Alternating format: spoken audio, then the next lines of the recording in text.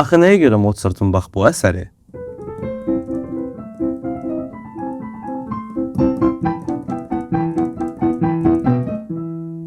adı Türk marşıdır.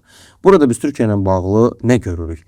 İlk dəfə qulaq asanda əlbəttə ki, Türkiyə ilə bağlı hər hansı bir şey hiss etmək mümkün deyil. Bu əsəri mən öyrəndiyim zaman başa düşdüm ki, burada Türkiyədən və ələxüsus da Osmanlıdan nələr götürülür. Biz burada Türkiyə və Osmanlı ilə bağlı hissəni məhz bas hissəsində hiss edirik. Daha doğrusu Yeniçərilərin marşı ilə bağlı. Gəlin göstərim.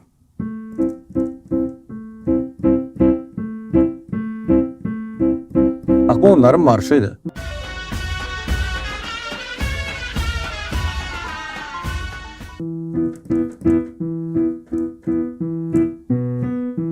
Mozart Yeniçərilərin bu marşını götürür və klavesinlərə oturtur. Və nəticədə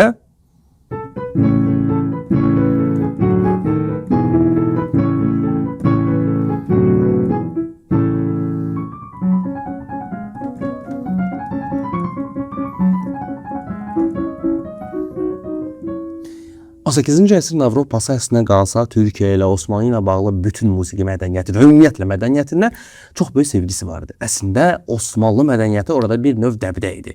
Və Mozart bundan istifadə edib Avstriyada bu əsəri ilk dəfə çara təqdim edir və o bu əsəri çox bəyənir və məhz bu əsəri ilə o əsl məşhurluğunu qazanır. Mən bu əsəri bir daha hardasa eşitdiyim zaman bil ki, indiki müasir gənclər necə bundan həzz alırlarsa, 18-ci əsrin gəncləri və ümumiyyətlə insanları məhz bundan həzz alırdılar.